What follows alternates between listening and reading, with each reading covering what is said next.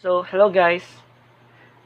Sorry, this is my second time to video myself because I have to re-upload my video because apparently it would take my first video would take me a lot of hours to upload it because of the high graphics. So, uh, I have to take my second video to lower down the graphics. So, yes, I'm really sorry.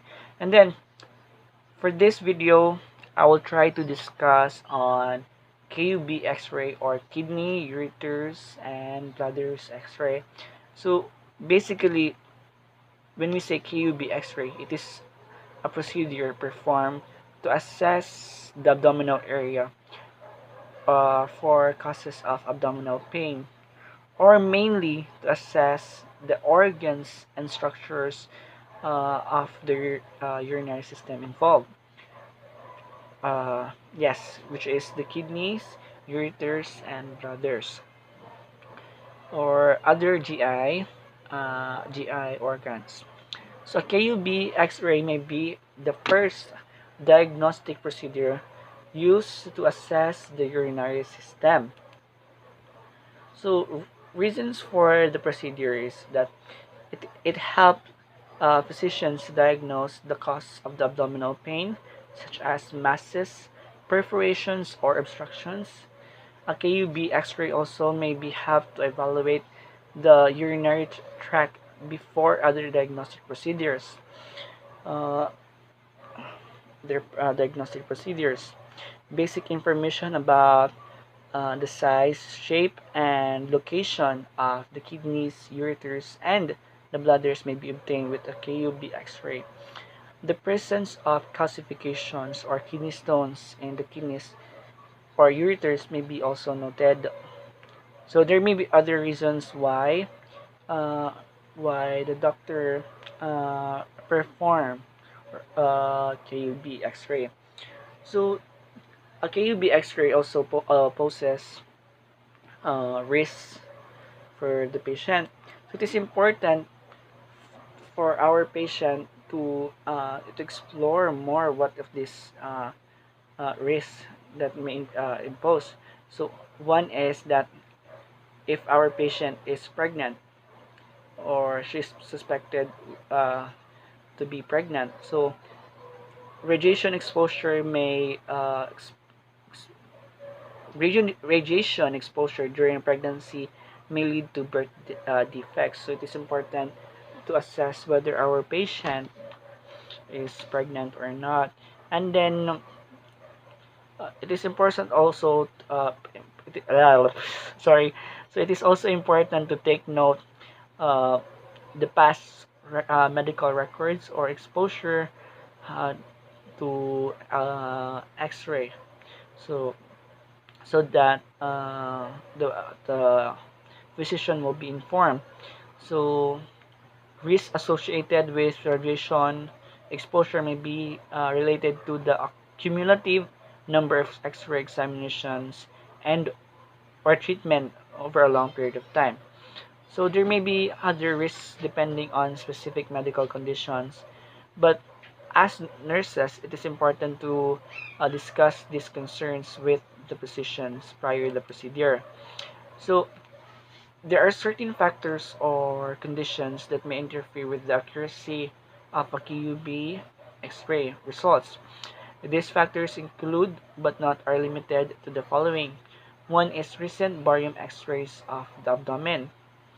Second is gas, feces, or foreign body in the intestines that may be deemed or may be analyzed as a mass in the later part. So it may interfere with the accuracy of the results. And then uterine or ovarian masses such as calcified fibromas of the uterines or ovarian lesions. Now, those are just some of the factors or conditions that can interfere the results of or the findings of a KUB X-ray. So moving on to procedure, as part of our nursing considerations before the procedure, it is important to explain the procedure to our patients.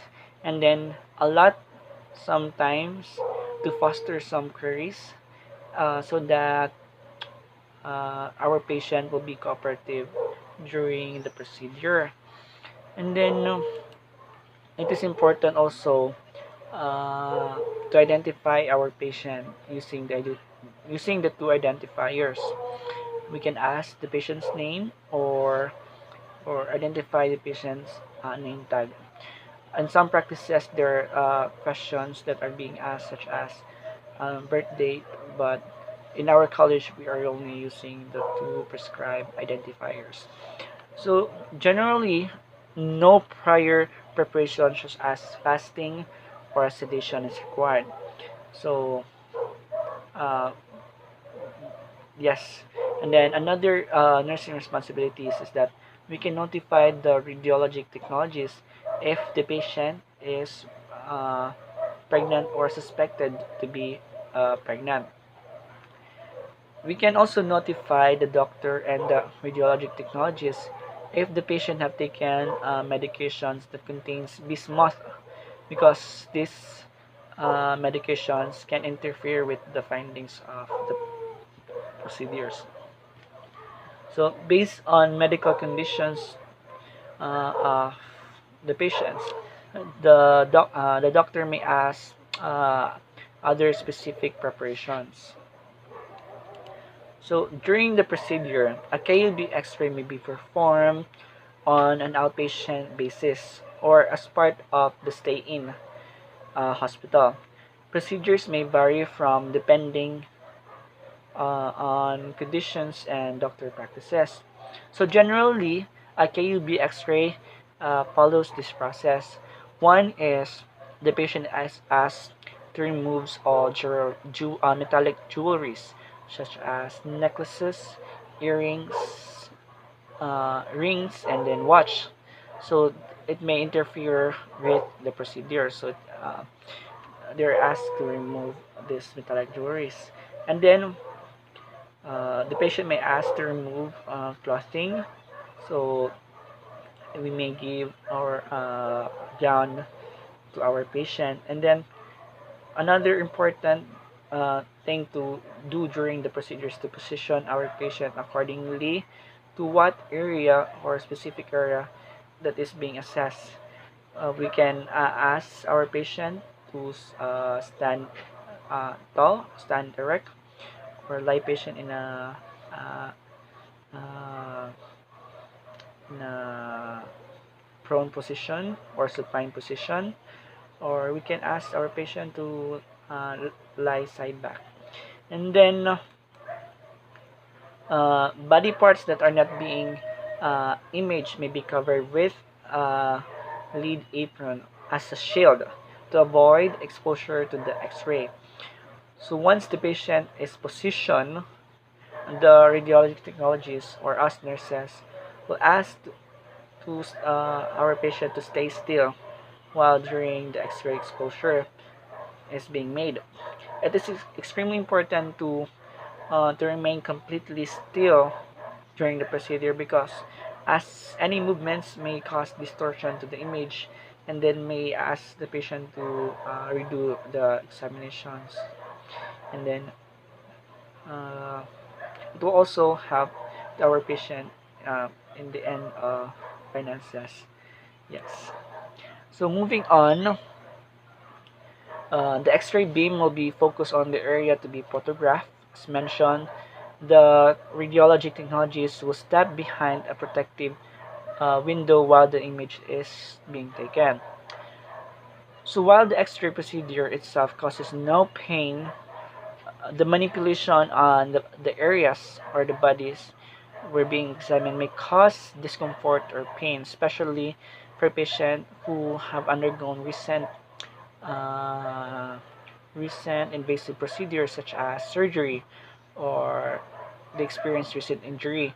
So there, as nurses and the radiologic technologies will do all possible things or comfort measures and tries to complete the the imaging test as fast as possible could, so to minimize any discomfort or pain. After the procedure, generally, there is no special type of care following a KUB X-ray. However, the doctor may ask or give additional or alternative uh, instructions after the procedure depending on particular medical condition that our patient is experiencing. So those are just some of the things that I would like to share about to you about KUB. So if you have questions or inquiries about KUB, I will glad to answer those questions. And then uh, thank you for watching.